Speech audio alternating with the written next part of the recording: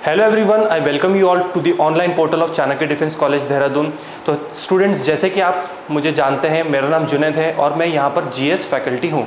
तो पिछले क्लास के अंदर हमने ज्योग्राफी का एक बहुत ही इंपॉर्टेंट सेशन को समझा था, जिसके अंदर हमने अलग अलग ज्योग्राफिकल टर्म्स को और ज्योग्राफी से रिलेटेड जो इंपॉर्टेंट चीज़ें हैं उसको हमने समझा था। आज के सेशन के अंदर हम लोग देखेंगे बायोलॉजी से रिलेटेड कुछ इंपॉर्टेंट टॉपिक्स और उसके कंटेक्स्ट में एग्जामिनर किस तरीके के क्वेश्चन पूछता है, हर चीज़ को हम लोग एनालाइज करेंगे। तो आज का जो हमारा बायोलॉजी का टॉपिक होगा वो होगा डाइजेस्टिव सिस्टम। अब यहाँ से एग्जामिनर किस किस टाइप के क्वेश्चन पूछता है वो हम लोग यहाँ पे एनालाइज करने की कोशिश करेंगे। और सबसे पहले हम स्टार्ट करेंगे इस वर्ड के साथ में कि डाइजेशन का मतलब होता क्या है। तो स्टूडेंट्स, सबसे पहले तो मैं आपको ये बताना चाहूँगा कि ये जो चैप्टर है ये बहुत सारे स्टूडेंट्स को टफ लगता है, लेकिन ये चैप्टर बहुत ही ज़्यादा आसान है। अब ये स्टूडेंट्स को टफ इसलिए लगता है बिकॉज इसके अंदर कुछ ऐसे टर्मिनोलॉजी है जो स्टूडेंट्स फेस करते हैं और उनको वो डिफिकल्ट लगती है, लेकिन अगर आपने उन टर्मिनोलॉजीज को समझ लिया तो आपके लिए इस चैप्टर में कोई भी एग्जामिनर किसी भी लेवल का क्वेश्चन पूछे, आपको उसको अटेम्प्ट करने में बिल्कुल भी परेशानी नहीं होगी। और हम लोग इस चैप्टर को कंप्लीटली बेसिक लेवल से लेके एडवांस लेवल तक समझेंगे, जहाँ पे हम लोग पूरे डाइजेशन को बहुत ही छोटे छोटे पार्ट्स में डिवाइड करके हर चीज़ को डिटेल एनालिसिस के साथ पढ़ेंगे और वो देखेंगे कि पूरा का पूरा जो हमारे बॉडी के अंदर डाइजेशन होता है वो कैसे ऑपरेट होता है। लेकिन उससे पहले आओ हम लोग समझते हैं कि डाइजेशन ये जो वर्ड है इसका मतलब क्या होता है। तो बहुत ही सिंपल तरीके से अगर मैं आपको समझाऊं तो डाइजेशन वर्ड का मतलब होता है खाने का टूटना। अब खाने का टूटना कैसे होता है? जब कभी भी हम कोई खाना खाते हैं, जब कभी भी हम कोई सॉलिड पार्टिकल लेते हैं, हमारे माउथ के अंदर जब रखते हैं तो उसके अंदर बहुत सारे टाइप के कंपोनेंट पाए जाते हैं। अब ये कंपोनेंट क्या होते हैं? या तो वो कार्बोहाइड्रेट्स हो सकते हैं, या तो वो प्रोटीन्स हो सकते हैं, या तो वो फैट्स हो सकते हैं, विटामिन्स हो सकते हैं, वो बहुत सारे टाइप के कंपोनेंट हो सकते हैं। अब इन कंपोनेंट को हम लोग बायोलॉजिकल टर्म्स में एक नाम देते हैं जिसको हम लोग बायोमोलिक्यूल्स कहते हैं। और ये आपके काफ़ी इंपॉर्टेंट क्वेश्चन बन सकता है आपके एग्जाम के कंटेक्स्ट से कि बायोमोलिक्यूल्स क्या होते हैं। तो बायोमोलिक्यूल्स हमारे खाने के अंदर जो प्रोटीन, कार्बोहाइड्रेट, फैट, विटामिन होते हैं उन सबको कलेक्टिवली एक नाम दिया गया है जिसको हम लोग बायोमोलिक्यूल्स के साथ में जानते हैं। अब ये जो बायोमोलिक्यूल्स हम खाते हैं थ्रू आवर सॉलिड फूड, अब ये जो बायोमोलिक्यूल्स होते हैं ये कॉम्प्लेक्स स्टेट के अंदर प्रेजेंट होते हैं। अब हमारे बॉडी के अंदर सबसे पहला जो काम होता है वो इन कॉम्प्लेक्स बायोमोलिक्यूल्स को उनके सिंपलर फॉर्म के अंदर तोड़ने का होता है। बिकॉज हमारी बॉडी ऐसे डिजाइन की गई है कि हमारी बॉडी कोई भी कॉम्प्लेक्स चीज को डायरेक्टली डाइजेस्ट नहीं कर सकती। तो हमारी बॉडी क्या करती है? सबसे पहले कोई भी हम खाना खाते हैं तो उसके अंदर कोई भी अगर कॉम्प्लेक्स बायोमोलिक्यूल प्रेजेंट होता है तो हमारी बॉडी सबसे पहले उसको सिंपलर स्टेट के अंदर कन्वर्ट करती है और सिंपल स्टेट के अंदर कन्वर्ट करने के बाद में हमारी बॉडी उसको डाइजेस्ट करती है। तो इसी पूरे प्रोसेस को सिंपल टर्म्स में हम लोग डाइजेशन कहते हैं। तो जैसे कि मैंने अभी आपको बताया कि हमारी बॉडी के अंदर जब हम लोग बायोमोलिक्यूल्स डालते हैं, दैट मीन्स थ्रू फूड हम लोग जब हमारी बॉडी के अंदर एंटर करते हैं बायोमोलिक्यूल्स को, चाहे वो प्रोटीन्स हो तो वो प्रोटीन्स किस फॉर्म्स के अंदर होंगे? वो कॉम्प्लेक्स स्टेट के अंदर होंगे। और उसी तरीके से कार्बोहाइड्रेट और फैट भी कॉम्प्लेक्स स्टेट में प्रेजेंट होंगे। तो जैसे कि मैंने आपको बताया कि कार्बोहाइड्रेट्स जो इनिशियली प्रेजेंट होंगे वो कॉम्प्लेक्स स्टेट में प्रेजेंट होंगे। तो सबसे पहले हमारी बॉडी इनको इसके सिंपलर फॉर्म के अंदर डिवाइड करेगी जिसको हम लोग कहते हैं मोनोसैकेराइड्स। और यही आपका एग्जाम से क्वेश्चन बन जाता है। अब ये जैसा कि आप देख रहे हैं कि ये वाला जो टर्म है थोड़ा सा कॉम्प्लिकेटेड है, मोनोसैकेराइड्स। बहुत सारे बच्चे इसको देख के ही घबरा जाएंगे, लेकिन आपको बिल्कुल भी घबराना नहीं है बिकॉज मोनोसैकेराइड एक बहुत ही सिंपलर यूनिट होती है कार्बोहाइड्रेट्स की।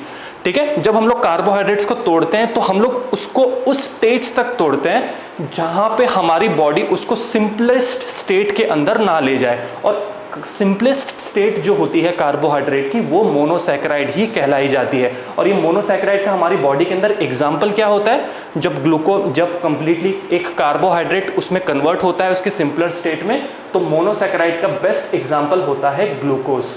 ओके, तो हमारी बॉडी के अंदर जब कभी भी हम लोग कार्बोहाइड्रेट एंटर करते हैं, जब कभी भी हम लोग कार्बोहाइड्रेट हम लोग जब खाते हैं खाने के थ्रू, तो हमारी बॉडी फाइनली उसको ग्लूकोज के अंदर ही कन्वर्ट करती है। और ये ग्लूकोज क्या है? ये ग्लूकोज एक तरीके का मोनोसैकेराइड है जो कि कार्बोहाइड्रेट की सिंपलेस्ट यूनिट माना जाता है।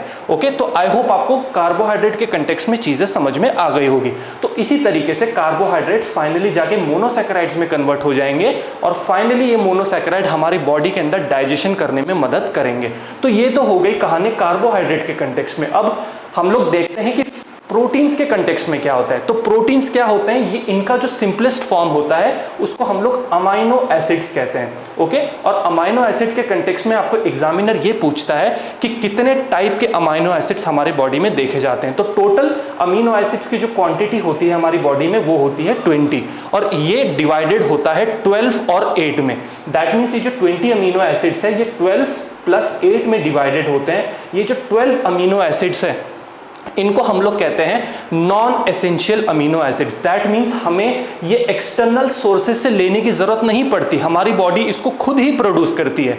लेकिन ये जो 8 अमीनो एसिड्स है हमारी बॉडी को ये एसेंशियल अमीनो एसिड्स पहली बातें कहलाए जाते हैं। और दूसरी बात जो आपको याद रखनी है वो ये रखनी है कि ये एसेंशियल अमीनो एसिड्स हमें कंटिन्यूसली थ्रू डाइट लेने पड़ते हैं, बिकॉज यूरिन के थ्रू और एक्सक्रीटास के थ्रू हमारी बॉडी से ये कंप्लीटली निकलते रहते हैं टाइम बाय टाइम। ओके, तो ये होता है क्वेश्चन जो आपको एग्जामिनर पूछता है कि simplest unit of amino acids, sorry simplest unit of proteins जो होते हैं उसको हम लोग अमीनो एसिड्स के नाम से जानते हैं। और हमारी बॉडी में टोटल कितने अमीनो एसिड बनते हैं? टोटल 20 अमीनो एसिड्स बनते हैं। ये चीज भी आपको समझना है। अब क्योंकि अमीनो एसिड्स प्रोटीन्स की सबसे सिंपलेस्ट यूनिट है, इसीलिए हम लोग अमीनो एसिड्स को एक नाम देते हैं जो कि है building block of proteins.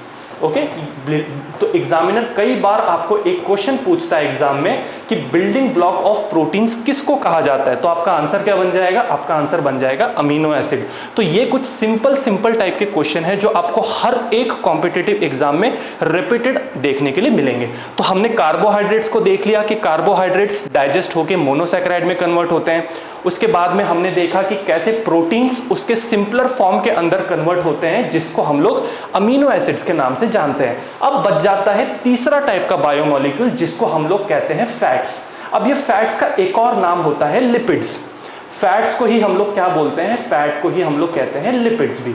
Okay, अब हमारी बॉडी में जो फैट हम लोग इनिशियली खाने के थ्रू लेते हैं वो फैट भी कॉम्प्लेक्स फॉर्म में है। तो अब अगर हमारी बॉडी को उसको डाइजेस्ट करना है तो सबसे पहले इस फैट को इसके सिंपलर यूनिट के अंदर कन्वर्ट करना पड़ेगा जो कि होती है fatty acids and glycerol. Okay, तो ये सारे के सारे इंपॉर्टेंट क्वेश्चन है जो आपको एग्जामिनर पूछ सकता है कि फैट के सिंपलेस्ट यूनिट को क्या बोलते हैं। तो आपको पता होना चाहिए फैटी एसिड्स और ग्लिसरॉल उनको बोला जाता है। एक बार जब ये बायोमॉलिक्यूल्स अपने कॉम्प्लेक्स स्टेट से सिंपलर स्टेट के अंदर कन्वर्ट हो जाते हैं उसके बाद में हमारी बॉडी क्या करती है? उस सिंपलर स्टेट के अंदर से जितने भी इंपॉर्टेंट न्यूट्रिएंट्स है उसको डाइजेस्ट कर लेती है और अनडाइजेस्टेड फूड को वो आगे की तरफ ट्रांसफर कर देती है, जहां पे वो अनडाइजेस्टेड फूड जो है लार्ज इंटेस्टाइन में चला जाता है। उसके बाद में हमारी बॉडी में एक्सक्रीटरी सिस्टम शुरू हो जाता है। ओके, तो डाइजेशन का प्रोसेस सिंपल ऐसा प्रोसेस माना जाता है जहां पे हम जो खाना खाते हैं वो उसके अंदर जो बायोमॉलिक्यूल्स प्रेजेंट होते हैं वो कॉम्प्लेक्स स्टेट में होते हैं और पूरे डाइजेशन के अलग अलग प्रोसीजर्स के अंदर वो कॉम्प्लेक्स स्टेट के अंदर जो बायोमॉलिक्यूल्स है वो एक एक करके अपने सिंपलर फॉर्म के अंदर टूटते हैं और फाइनली जाके जब वो सिंपलर फॉर्म के अंदर टूट जाते हैं तो हमारी बॉडी उनके अंदर से न्यूट्रिशन को डिराइव करके जो बाकी के रिमेनिंग चीजें हैं उसको आगे की तरफ ट्रांसफर कर देती है। और इस पूरे के पूरे प्रोसेस को हम लोग कलेक्टिवली डाइजेशन का नाम देते हैं। ओके, अब यहां पे एक बहुत ही इंपॉर्टेंट क्वेश्चन एग्जामिनर पूछता है कि डाइजेशन का ये जो प्रोसेस है ये शुरू कहां से होता है। तो आपको पता होना चाहिए कि इनिशियली इसका जो प्रोसेस है वो माउथ से शुरू होता है और ये एंड कहां पर होता है? ये एंड होता है स्मॉल इंटेस्टाइन में। ओके, ये खत्म होता है स्मॉल इंटेस्टाइन में। लार्ज इंटेस्टाइन जो है, लार्ज इंटेस्टाइन में किसी भी तरीके का डाइजेशन प्रोसेस नहीं चलता। ओके, मतलब डाइजेशन लार्ज इंटेस्टाइन का कोई भी रोल नहीं होता खाने को पचाने में।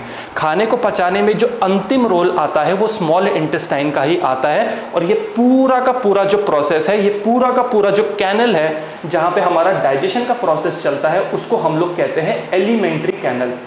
ओके, एलिमेंट्री कैनल एक ऐसा कैनल है जहां पे हमारे पूरे बॉडी का डाइजेशन वाला प्रोसेस चलता है और हमारी बॉडी में एलिमेंट्री कैनल की जो टोटल लेंथ होती है वो अप्रॉक्सीमेटली 33 फीट मानी जाती है।